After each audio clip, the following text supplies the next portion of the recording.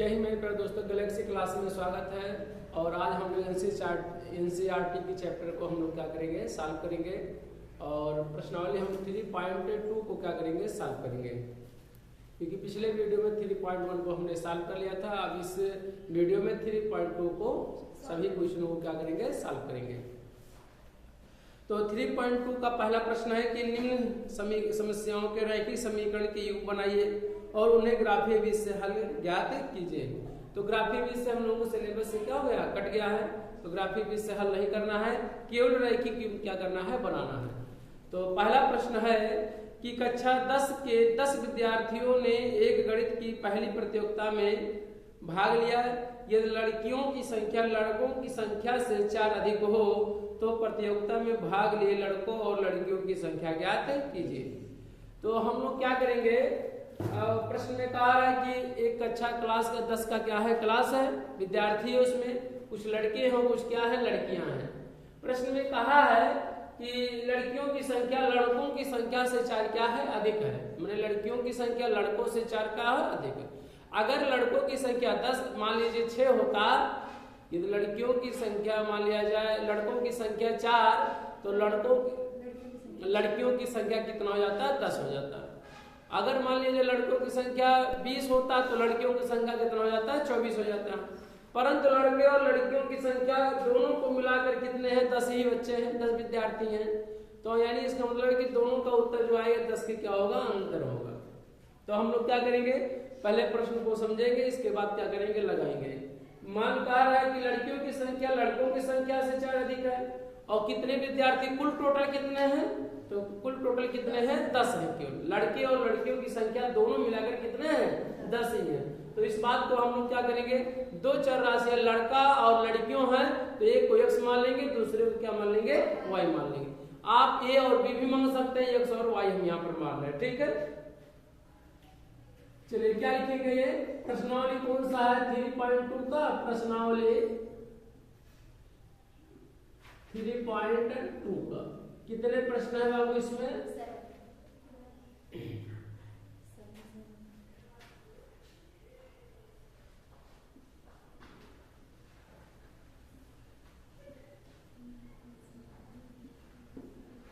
3.2। अब 3.2 के क्वेश्चनों को हम लोग क्या करेंगे, सॉल्व करेंगे। पहला प्रश्न है कि माना लड़कियों की संख्या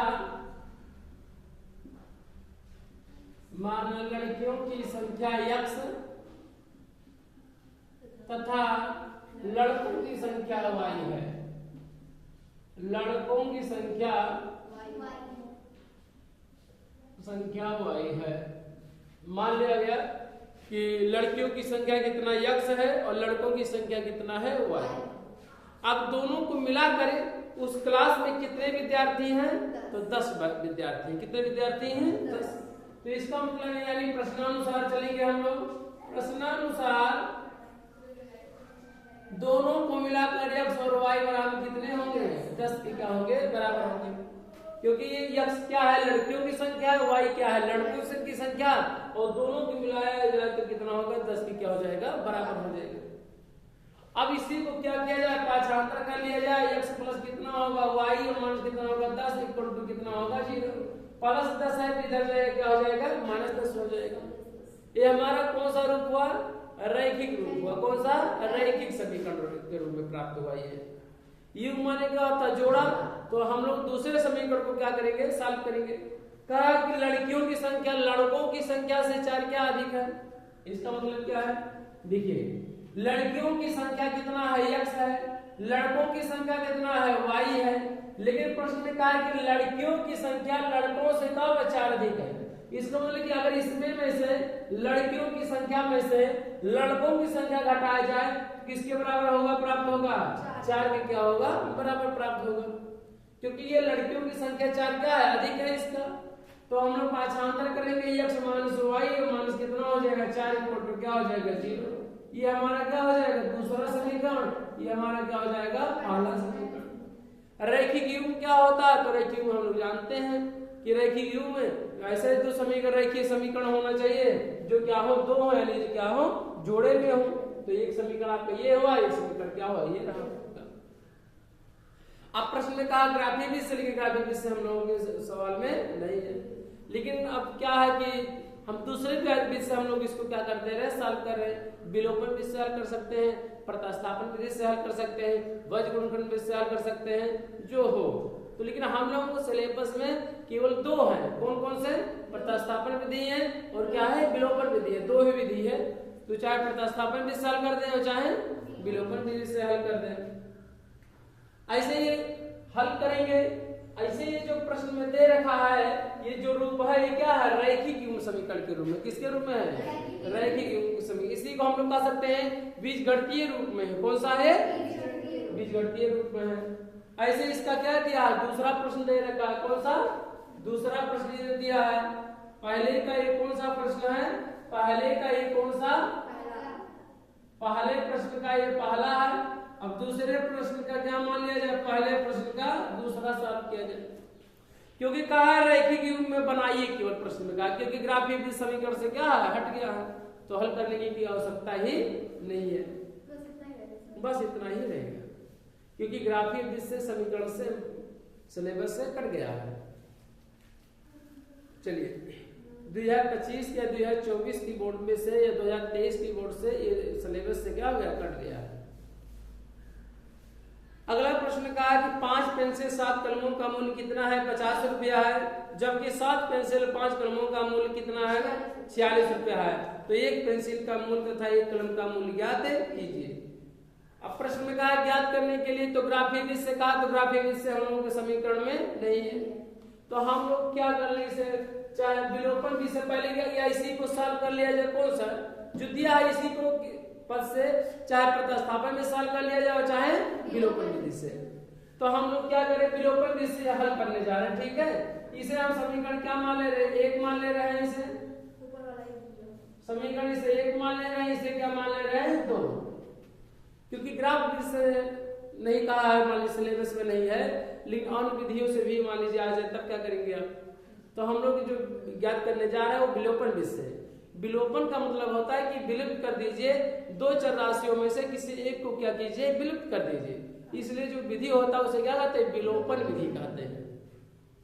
करने के क्या लिखेंगे, समीकरण 1 और 2 का, इसमें विलोपन विधि में ये समीकरण इसे 2 माना जाए, यहाँ पर इसे समीकरण क्या माना जाए, 2 माना जाए। समीकरण 1 और 2 को क्या किया जाए, जोड़ लिया जाए। कैसे पता चलेगा कि जोड़ा जाएगा कि घटाया जाएगा, देखिए चिन्हों से यक्स और यक्स के गुणांक अगर बराबर है और उसके चिन्ह क्या है, समान है, तो उसको क्या करेंगे, घटा देंगे। और चाहे y के भी अगर चिन्ह समान है तो घटाएंगे, अगर विपरीत चिन्ह है तो क्या करेंगे, जोड़ेंगे। तो देख रहे हैं यहाँ पर x का गुणांक भी बराबर है और y का भी गुणांक क्या है, बराबर है। y का गुणांक क्या है, विपरीत है, एक प्लस है, क्या है, माइनस है। इसलिए समीकरण के 1 और 2 को क्या करेंगे, जोड़ लेंगे। क्योंकि जोड़ने पर चिन्ह नहीं बदलता है, घटाने पर सभी के चिन्ह क्या जाते हैं, बदल जाते हैं। तो समीकरण 1 और 2 को क्या करने पर, समीकरण 1 और 2 को जोड़ने पर, समीकरण 1 और 2 को क्या करने पर, जोड़ने पर, जोड़ेंगे कितना होगा, x प्लस वाई बराबर कितना हो जाएगा 10 और x माइनस वाई बराबर कितना हो जाएगा 4। जोड़ने पे चिन्ह बदलेगा, कुछ नहीं बदलता है, चिन्ह नहीं बदलता। प्लस है तो प्लस से जाके देखिए x वाई वाई क्या हो जाएगा, कैंसिल, और x जोड़े कितना हो जाएगा 2x और 10 4 कितना होगा 14। तो 2x बराबर 14, x बराबर कितना होगा 14 बटे कितना हो जाएगा, तो भाग देंगे कितना आ जाएगा, 2 7 14।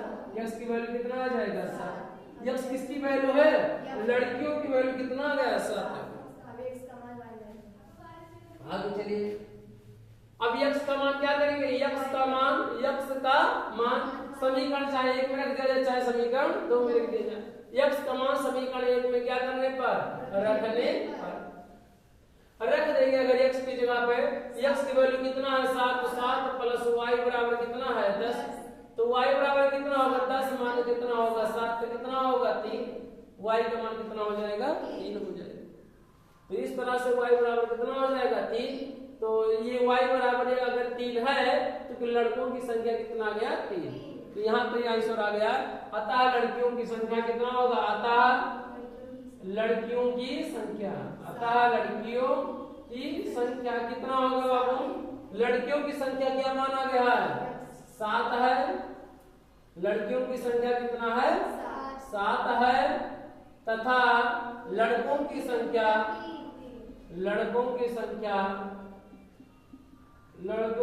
कितना है? 3 है। यही हमारा क्या हो जाएगा? आंसर हो जाएगा। सॉल्व कर लीजिए, नोट कर लीजिए।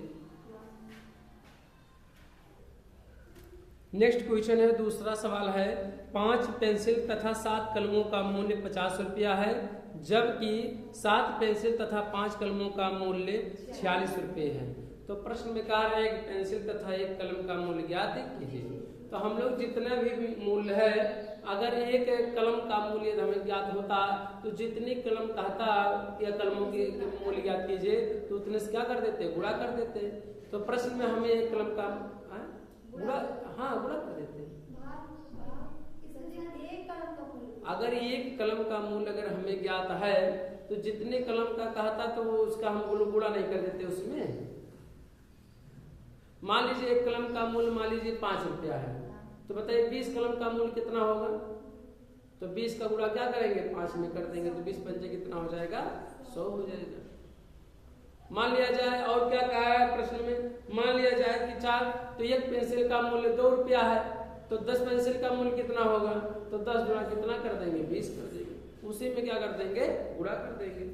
तो ऐसे एक कलम का मूल्य या एक पेंसिल का मूल्य पता रहेगा तो हम लोग क्या करेंगे? ज्ञात कर लेंगे। यदि प्रश्न में नहीं मालूम है तो हम उसको क्या करेंगे? x और y क्या करेंगे? मान लेंगे उसको हम लोग, चाहे x y माने और चाहे क्या माने? a और b मान ले। 2 चर राशियों को हम लोगों को क्या करना है? मानना है। हम एक चर राशियों से भी हल कर सकते थे, परंतु हम लोग ये क्या है? 2 चरों वाला रैखिक समीकरण है, इसलिए इसमें 2 चर राशियां x और y क्या करेंगे? मानेंगे। तो क्या करेंगे? माना एक कलम का मूल्य, कलम का मूल्य कै रुपया बाबू? माना एक कलम का मूल्य x रुपया तथा एक पेंसिल का मूल्य एक पेंसिल का मूल्य कितना है? y रुपया है।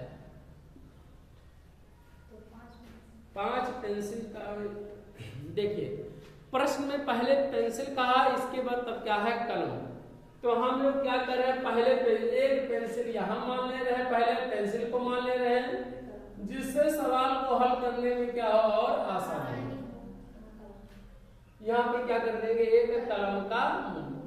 ऐसा इसलिए x और y करते, ये समीकरण में अगर y पहले आ जाता और x बाद में आ जाता तो थोड़ा कंफ्यूजिंग हो जाता कि कैसे y पहले आ गया x बाद में आया। तो इसीलिए हम x और y को क्या कर रहे हैं? पहले मान ले रहे हैं। प्रश्न में दिया है पेंसिल का पहला मूल्य दिया है, तो हम लोग पेंसिल वाले को क्या मान लिए? x मान लिए, और जो कलम है तो क्या मान लिए? y मान लिए।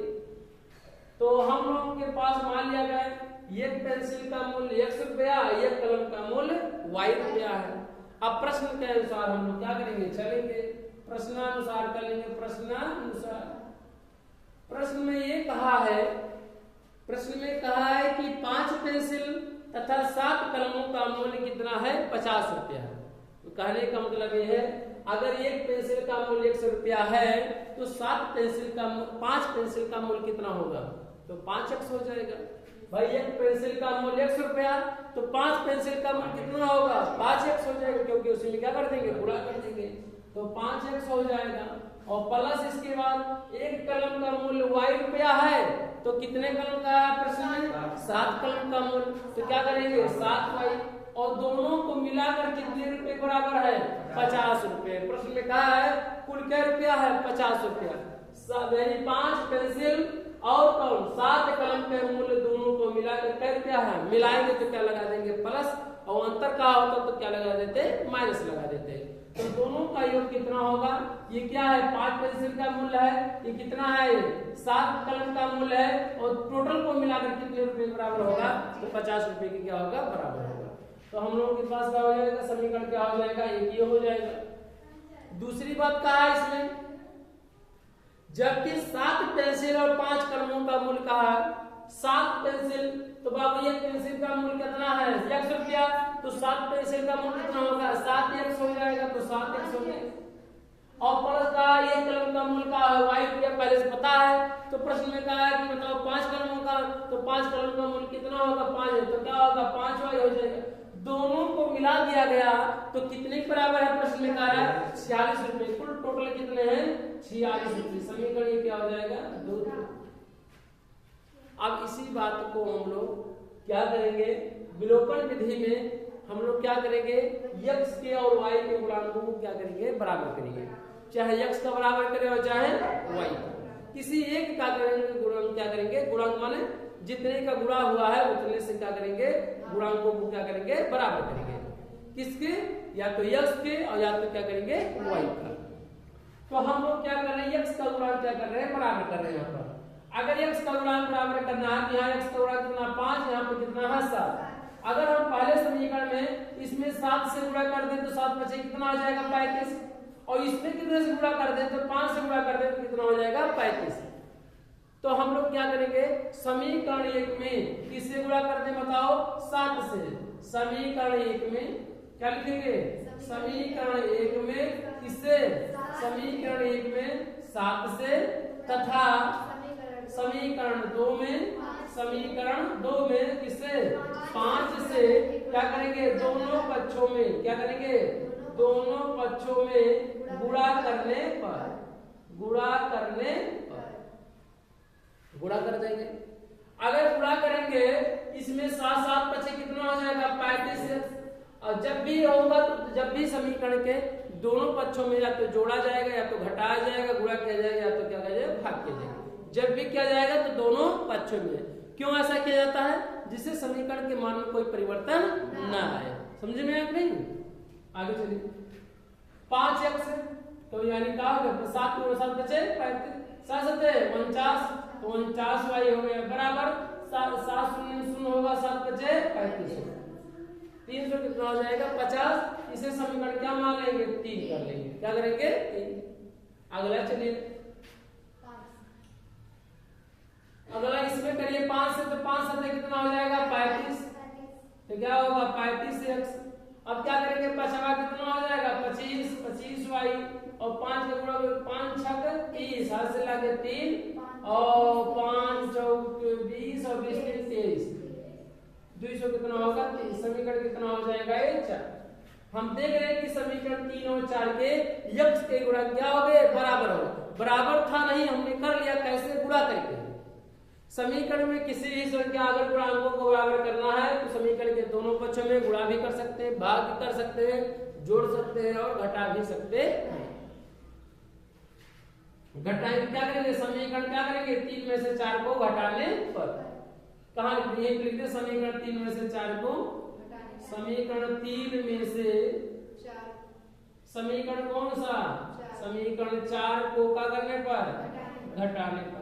अच्छा कैसे पता चला कि घटाया जाएगा, क्योंकि x के अगर देखा जाए या x के गुणांक +35 है, यहाँ भी x के गुणांक कितना है +35 है, और दोनों का चिन्ह क्या है समान है। अगर समान आता तो क्या किया जाता है घटाया जाता है, अगर विपरीत चिन्ह होता तो क्या किया जाता है जोड़ दिया जाता है। ठीक, तो हम लोग घटाएंगे तो 35x प्लस कितना होगा 49y बराबर 350, और 35x प्लस कितना होगा 25y बराबर 230। घटाने पर सभी चिन्ह क्या हो जाते हैं बदल जाते हैं, प्लस है तो क्या हो जाएगा माइनस, ये भी प्लस है तो क्या हो जाएगा माइनस, ये प्लस है तो क्या हो जाएगा माइनस, ये दोनों आपस में क्या हो जाएगा कैंसिल। 35x में से 35 घटाएंगे कितना होगा 0, तो चाहे 0 लिखो या न लिखे आप। 49 में से 25 घटाएंगे कितना होगा 24, तो कितना होगा 24y हो जाएगा। और यहाँ पर 350 में से 230 घटाएंगे कितना बचेगा आपको 100 कितना होगा 20, कितना होगा 120। तो ये 24y बराबर 120, तो y बराबर कितना होगा 120 बटे कितना हो जाएगा 24, 24 पंचे कितना होगा 120, 24 सेकंड 24, 24 पंचे कितना होगा 120। y का मान कितना आ गया 5 है। y किसका मान है, y किसका कलम का मूल्य क्या है, यानी एक कलम का मूल्य कितना होगा 5 रुपया होगा, कितना होगा। इसी y का मान क्या कर दिया जाए, y का मान समीकरण किसमें रख दिया जाए बताइए, एक में क्या कर दिया जाए, समीकरण एक में रखने पर जहां y है वही y का मान कितना रख दिया जाए, 5 में क्या किया जाए, बराबर रख दिया जाए। तो रखेंगे जब y का मान तो कितना होगा, 5x प्लस कितना होगा 7 गुणे y का मान कितना होगा 5 बराबर कितना हो जाएगा 50। तो 5 7 कितना होगा 35 बराबर कितना हो जाएगा 50। फिर कितना होगा, चर को एक तरफ करिए और चर को एक तरफ करिए, 5x बराबर कितना होगा 50 माइनस कितना हो जाएगा प्लस है तो इधर क्या हो जाएगा माइनस हो जाएगा। तो क्या करेंगे, पहले कितना होगा 15 हो जाएगा, 5x बराबर कितना होगा 35, ये x बराबर ये गुणा है बीच में, इधर क्या होगा तो क्या हो जाएगा भाग हो जाएगा, क्या हो जाएगा भाग हो जाएगा। तो 15 में क्या करेंगे 5 से भाग देंगे, 5 किया 15, x की वैल्यू कितना आ गया 3 आ गया। इसका मतलब ये हुआ कि एक पेंसिल का मूल्य कितना आ गया 3 रुपया और एक कलम का मूल्य कितना हो गया 5 रुपया। तो ये हमारा क्या हो जाएगा आंसर हो जाएगा। आप इसी बात को आता करके लिख सकते हैं, आता है एक कलम एक पेंसिल का क्या करेंगे, एक पेंसिल का मूल्य, एक पेंसिल का मूल्य क्या होगा बताओ, एक पेंसिल का मूल्य क्या 3 रुपया तथा एक क्या करेंगे एक कलम का मूल्य, एक कलम का मूल्य क्या रुपया 5 रुपए होगा, क्या होगा 5 रुपए होगा कि नहीं, इस तरह से हो गया। ये जो रूप है ये कौन सा रूप है बाबू, रैखिक समीकरण के रूप में, यानी बीजगणितीय क्या है रूप में। इसको किस विधि से हल किया गया, तो विलोपन विधि से हल किया गया है। इस बात को विलोपन विधि में क्या होता है, किसी चर x y को क्या कर दिया जाए, विलुप्त कर दिया जाए, अर्थात क्या कर दिया जाए समाप्त कर दिया जाए। तो हम देख रहे हैं कि जो हल किया गया x के गुणांकों को यानी x को क्या कर दिया गया हटाकर विलुप्त कर दिया गया और एक चर में क्या किया गया इसे सॉल्व किया गया। इसलिए जो विधि है कौन सा विधि है, विलोपन विधि है। तो नोट कर लिया जाए। इसके बाद नेक्स्ट क्वेश्चन को हम लोग क्या करेंगे सॉल्व करेंगे। नेक्स्ट प्रश्न नंबर दूसरा कह रहा है कि अनुपातों a1/a2 b1, b2 और c1/c2 की तुलना कर ज्ञात कीजिए कि निम्न समीकरण युग्म द्वारा निरूपित रेखाएं एक बिंदु पर प्रक्षेप करती हैं, समांतर हैं अथवा क्या हैं समपाती हैं। तो इसके लिए 3 कंडीशन क्या किए थे, सिखाए थे। हाँ क्या हुआ, अनुपातों a1/a2, b1/b2 और c1/c2 की तुलना कर ज्ञात कीजिए कि निम्न समीकरण युग्म द्वारा निरूपित रेखाएं एक बिंदु पर प्रक्षेप करती हैं अथवा समांतर है अथवा क्या है समपाती हैं।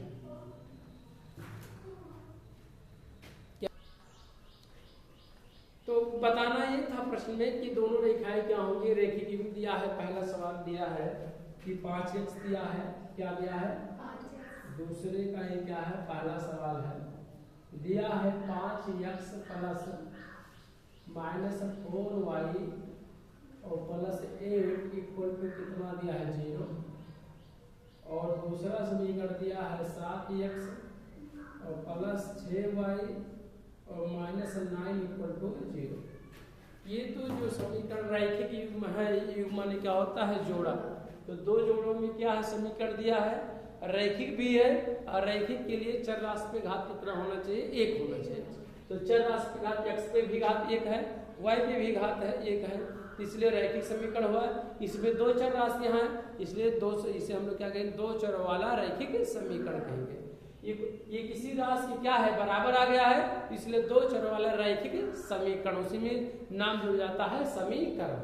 अब ये 2 है तो इसलिए युग्म माने क्या होता है जोड़ा, इसलिए दोनों समीकरणों को हम लोग क्या कहेंगे रैखिक युग्म समीकरण कहेंगे। अब कह रहे कि a1/a2, b1/b2, c1/c2 की सहायता से आप अनुपात ज्ञात कीजिए और बताइए कि दोनों रेखाएं क्या होंगी प्रक्षेप करेंगे। जैसे ये रैखिक युग्म जो समीकरण है 2 सरल रेखाएं क्या करती हैं प्रदर्शित करती है। अगर इसका ग्राफ खींचा जाए तब भी एक सरल रेखा क्या होगा प्राप्त होगा और इस नीचे वाला का ग्राफ खींचा जाए तभी एक सरल रेखा क्या होगा प्राप्त होगा। लेकिन अब दोनों का ग्राफ खींचा जाए तो दोनों रेखाएं क्या हो सकती हैं, या तो एक दूसरे को काटेंगी, जिसे हम लोग काटने को हम लोग क्या कहते हैं दोनों रेखाएं क्या करेंगे प्रतिच्छेद करती हैं, या तो और क्या उसकी दूसरी संभावना कि दोनों रेखाएं आपस में क्या हो जाए समांतर हो जाए, क्या हो जाए तो यह एक दूसरे को कभी काटेंगे ही नहीं। या तो एक तरीका है कि एक रेखा दूसरी रेखा को क्या कर ले, ढक ले, और जब एक रेखा दूसरी रेखा को ढक लेती है तो उसे समपाती कहते हैं। क्या कहते हैं? समपाती। जब दो रेखा एक दूसरे को ढक लेती है तो उसे हम लोग क्या कैसी रेखाएं कहते हैं? समपाती। इसके लिए हम लोगों को ऐसा नहीं कि ग्राफ खींचकर तभी बताया जा सके, इसके लिए हम गुणांकों का अनुपात बताए हैं हम लोग। तीन चीज के लिए कब क्या बताए हैं आपको। पहला ये बता स्टेटमेंट है कि दोनों रेखाएं प्रच्छेद करेंगे A1/A2 = does not B1/P2। अगर दोनों रेखाओं यानी x के गुणांकों का अनुपात ज्ञात किया जाए और y के गुणांकों का अनुपात ज्ञात किया जाए, अगर दोनों बराबर ना आए तब दोनों रेखाएं क्या होंगी? प्रच्छेद करेंगे। तब जब दोनों का ग्राफ खींचा जाएगा तो एक दूसरे को क्या करेंगे? प्रच्छेद करेंगे, अर्थात एक दूसरे को क्या करेंगे? काटेंगे। और अगर दूसरा कंडीशन ये बताए थे कि अगर A1/A2 = B1/B2 और C1/C2, तब दोनों रेखाएं क्या होंगी? समपाती होंगी। ये क्या होंगी? तब प्रतिच्छेद करेंगी और तब क्या होंगे? समपाती होंगी। समपाती मतलब क्या होगा कि दोनों रेखाएं एक दूसरे को क्या करेंगी? ढक लेंगे। तीसरा और क्या पॉइंट बताए थे? तीसरा पॉइंट ये बताए थे आपको A1/A2 = B1/B2 और does not C1/C2, तब दोनों रेखाएं क्या होंगी? समांतर होंगी और एक दूसरे को कभी काटेंगे नहीं। ये तीन कंडीशन बताए थे और इन्हीं तीनों कंडीशनों को क्या किया जाए? इसी में लागू किया जाए। जो संतुष्ट करेगा जिस नियम को, कंडीशन को, वही हमारा क्या होगा? आंसर हो जाएगा। तो हम लोग क्या करेंगे? यहाँ पहले समीकरण के तो पहले x के गुणांक को A1, y के गुणांक को B1 और क्या करेंगे? C, जो अदर पद बचेगा उसे हम लोग क्या कहेंगे? C। दूसरे समीकरण के x के गुणांक को A2, y के गुणांक को B2 और जो अदर बचेगा उसे हम लोग क्या कहेंगे? C। ऐसे तीसरा समीकरण होता तो x के गुणांक को क्या कहेंगे? A3, y के गुणांक को क्या कहेंगे? B3, जो अदर पद बचेगा उसे हम लोग क्या कहेंगे? C3 कहेंगे। ऐसे लेकिन दो ही समीकरण तो A1/A2 B1/B2 क्या करेंगे? मान लेंगे। तुलना करेंगे, क्या करेंगे? यहाँ पर तुलना A1 की वैल्यू कितना है? A1 की वैल्यू कितना है? 5 यहाँ पर। B1 की वैल्यू कितना होगा? B1 की वैल्यू माइनस क्या होगा? चिन्हों के साथ क्या करेंगे? रखेंगे, लिखेंगे। C1 की वैल्यू कितना है? C1 की वैल्यू कितना दिया है? 8 दे रखा है। अगले चलिए A2 की वैल्यू कितना दिया है? A2 की वैल्यू कितना दिया है? 7। B2 की वैल्यू कितना दे रखा है? 6 और C2 की वैल्यू कितना दिया है? माइनस कितना है? 9। अब हम लोग क्या करेंगे? पहला कंडीशन लेके चल रहे हैं, जैसा होगा जैसा क्या होगा? प्राप्त होगा।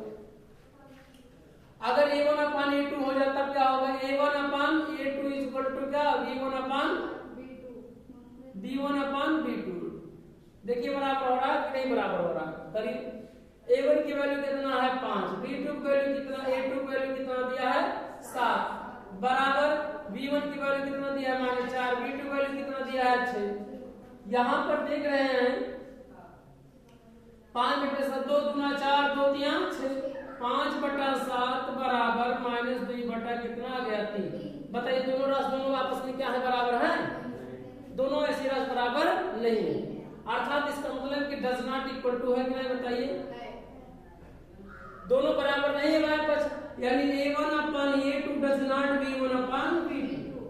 यही तो वहां में प्राप्त हुआ। A1/A2 = does not B1/B2, यानी A1/A2 B1/B2 के बराबर नहीं है। यह कौन सा कंडीशन फुलफिल कर रहा है? पहला कंडीशन फुलफिल कर रहा है। A1/A2 does not B1/B2। अगर ये संतुष्ट करता है तो हम लोग क्या कहते हैं? दोनों रेखाएं क्या होंगी? अगर दोनों का ग्राफ खींचा जाए तो दोनों रेखाएं क्या होंगी? प्रच्छेद करेंगी और प्रच्छेद को क्या करते हैं? काट देंगे। यानी अतः दोनों रेखाएं क्या होंगी? दोनों रेखाएं क्या होंगी? एक दूसरे को क्या करेंगे? प्रच्छेद करती है। अतः रेखाएं क्या होंगी? प्रच्छेद करती हैं। अतः क्या लिखेंगे? अतः A1/A2 इसलिए क्या करेंगे? इसलिए दोनों रेखाएं क्या होंगी? प्रच्छेद करेंगे। अतः इसलिए दोनों रेखाएं क्या होंगी? इसलिए दोनों रेखाएं क्या करेंगे? प्रतिच्छेद करेंगे। क्या करेंगे?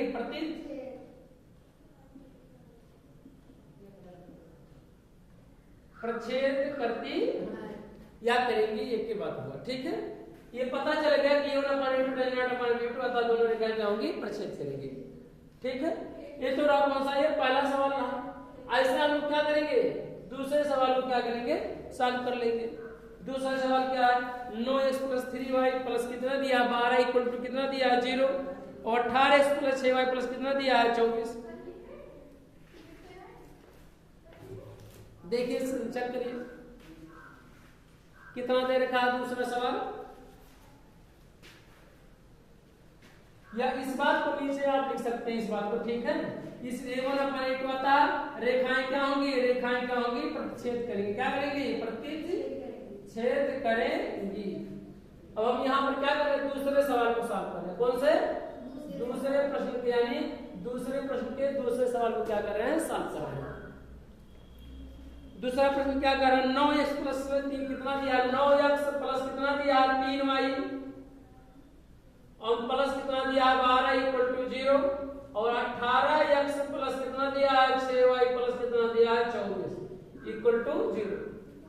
अब हम लोग क्या करेंगे, तुलना कर लेंगे, ax + by + c, a1x + b1y + c1 = 0 से क्या करने पर, तुलना करने पर। और दूसरा समीकरण को हम लोग क्या करेंगे, जो पहला समीकरण है इसे क्या लिखते हैं, चाहे इसका भी लिख सकते हैं और चाहे इसका भी लिख लिया जाए, चाहे शब्दों में का, किसका, का, किससे तुलना करने पर बताओ,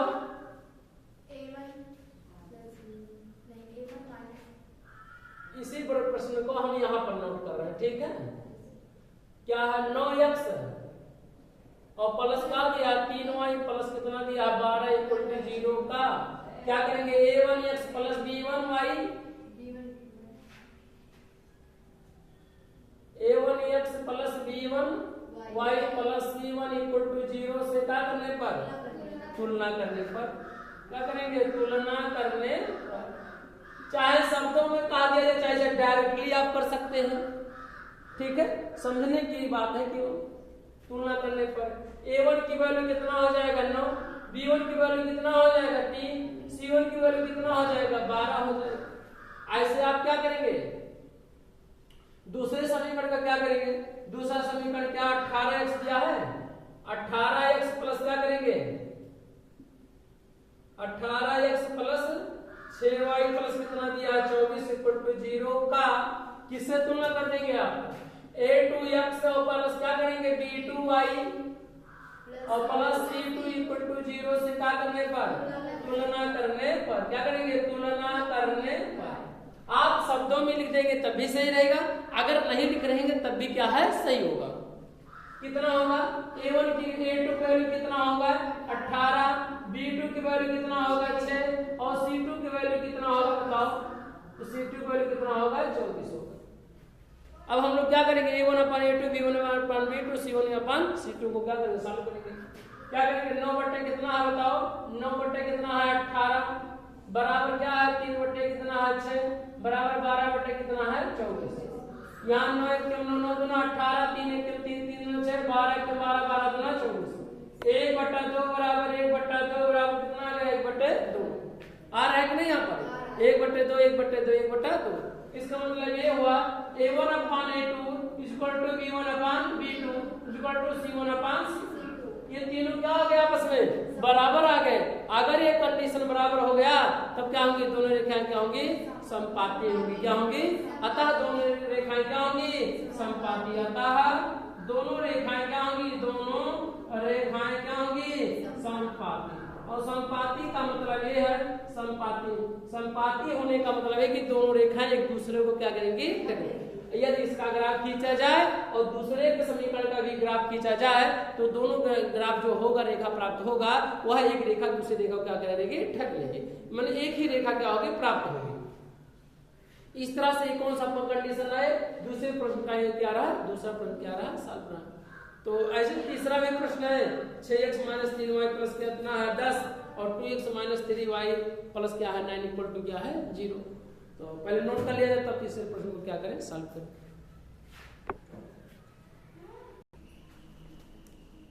तो दूसरे प्रश्न का तीसरा सवाल दिया है कि 6x क्या दिया, तीसरा प्रश्न है 6x और -3y और प्लस कितना दिया है, 10 = 0 का किससे तुलना करोगे, a1x प्लस क्या करेंगे, b1y प्लस c1 = 0 से क्या करने पर, तुलना करने पर,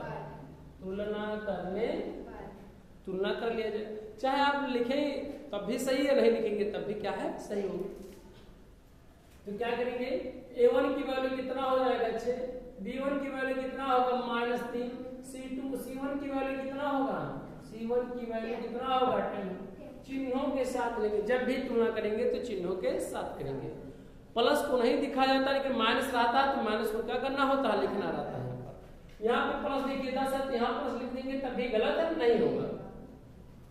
दूसरा समीकरण कितना दे रखा है, 2x दिया है 2x माइनस वाई और क्या दिया +9 = 0 का किससे तुलना कर देंगे, दूसरे समीकरण क्या करेंगे a2x और प्लस क्या करेंगे b2y और प्लस c2 = 0 से क्या करने पर, तुलना करने पर, तुलना करने पर आप directly a1 = b1 = c1 c2 आप लिख सकते हैं।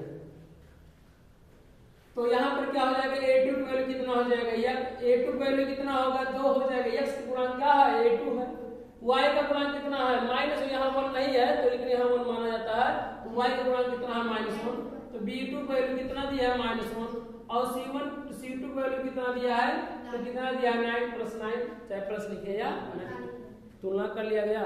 अब हम लोग क्या करेंगे, वही लिख रहे a1 / a2 = b1 / b2 = c1 / c2। देखेंगे कि बराबर है कि नहीं, देखिए बराबर है कि नहीं। a1 की वैल्यू कितना है, a2 की वैल्यू कितना है 2 बराबर b1 की वैल्यू कितना दिया है -3, b2 की वैल्यू कितना दिया है -1, c2 की वैल्यू कितना दिया है 10 और c2 की वैल्यू कितना दिया है 9। सॉल्व किया जाए, 2 1 3 2 और 2 दिया 6, मान क्या हो जाएगा प्लस और कटेगा, देखिए 3 बराबर सॉरी 3 का है भाई, 3 बराबर मान क्या हो जाएगा प्लस एक चाहे लिखे जाना, लिखे तो कितना होगा 3 बराबर, अब देखिए 10/9 बताइए a1 / a2 ये तो है, a1 / a2 = b1 / b2, लेकिन क्या बताइए इसके बराबर 10/3 क्या इसके बराबर होगा, ये दोनों आपस में तो बराबर तो है परंतु यहाँ बराबर नहीं है। अगर बराबर नहीं है तो डज नॉट इक्वल टू लगाना पड़ेगा, नहीं डज नॉट c1 / क्या होगा c2, यानी a1 / a2 = b1 / b2 तो प्राप्त हुआ, लेकिन क्या और प्राप्त हुआ does not c1 / c2, c1 / c2 इसके बराबर नहीं है। अगर इस कंडीशन को संतुष्ट करता है तो वह क्या होगा, क्या प्रदर्शित करता है, दोनों रेखाएं क्या होंगी, समांतर होंगी, क्या होंगी, अतः दोनों रेखाएं क्या होंगी, अतः दोनों रेखाएं क्या होंगी, दोनों रेखाएं आपस में क्या होंगी, समांतर, दोनों रेखाएं क्या होंगी, दोनों रेखाएं समांतर होंगी, क्या होंगी, समांतर होंगी। इसको क्या करें, अगर a1 / a2 = b1 / b2 ना c1 / c2 तब दोनों रेखाएं क्या होंगी, ये क्या होंगी, समांतर होंगी। आप डायरेक्टली आप a1 = b1 b2 c1 c2 कर रख सकते हैं और इस तरह से भी लिख सकते हैं, आप स्वतंत्र हैं, ठीक। और हमें उम्मीद है कि आप बेहतर से सीखे होंगे। अब हम लोग क्या करेंगे, तीसरे प्रश्न पॉइंट को यानी तीसरे प्रश्न को हम लोग क्या करेंगे, नेक्स्ट वीडियो में क्या करेंगे, सॉल्व करेंगे। प्रश्नों को हल करने से ज्यादा पहले प्रश्नों को क्या होगा, समझना होगा और इसी के बाद क्या हम लोग क्या करेंगे, प्रश्नों को क्या करेंगे, सॉल्व करेंगे। हमें उम्मीद है कि आप बेहतर से सीखे होंगे और अगर कुछ कमियां हों तो उसको आप क्या कर सकते हैं, और आप क्या कर सकते हैं, बता सकते हैं और कमेंट भी कर सकते, कमेंट क्या होता है ना, कमेंट कर सकते हैं। तो जो भी ये प्रश्न है एनसीईआरटी के सभी क्वेश्चन हैं और यूपी बोर्ड के सिलेबस में एनसीईआरटी का ही क्वेश्चन आता है। ये जितने भी प्रश्न करवा रहे हैं ये सब क्या है, एक्सरसाइज के हैं, प्रश्नावली के हैं। आप लोगों को क्या करना है कि आपको एग्जाम्पल भी आपको क्या करना है, सॉल्व करना होगा, क्योंकि एनसीईआरटी का एग्जाम्पल भी बहुत बार प्रश्न में अधिकतर 70% जान लीजिएगा कि एग्जाम्पल भी आता है। तो एग्जाम्पल भी आप क्या करेंगे, छोड़ेंगे नहीं, एक भी एग्जाम्पल क्या करेंगे, छोड़ेंगे नहीं, क्योंकि एनसीईआरटी का यह है कि यूपी बोर्ड की परीक्षा में क्वेश्चन से ज्यादा, एक्सरसाइज से ज्यादा क्या आता है, एग्जाम्पल आता है। क्या आता है, एग्जाम्पल आता है। तो हम लोग क्या करेंगे, जितने भी क्वेश्चन है एग्जाम्पलों को क्या करेंगे, एक बार क्या करेंगे, सॉल्व कर लेंगे हम लोग। ये हमसे छूट रहा है तो आप लोग क्या करेंगे, उसको सॉल्व करेंगे, जो नहीं आएगा उसको आप क्या करेंगे, बता देंगे, ठीक है। अब हम लोग क्या करेंगे, 3 पॉइंट है, तुलना करना है और संगत और असंगत को क्या करना है, बताना है। तो संगत और असंगत के लिए हम आपको पहले से बता चुके हैं कि A1/A2 does not equal to B1/B2, तो क्या होगा, वो संगत होगा अगर संतुष्ट कर देगा। और A1/A2 equal to B1/B2 equal to C1/C2, तब भी क्या होंगे, समीकरण के हल क्या होंगे, संगत होंगे। अगर ये कंडीशन को फुलफिल ना करे, अर्थात ये कंडीशन को क्या करे, फुलफिल कर दे, तब हम लोग क्या कहेंगे, असंगत होगा। तो हम लोग नेक्स्ट वीडियो में क्या करेंगे, सीखेंगे। जय हिंद, जय भारत।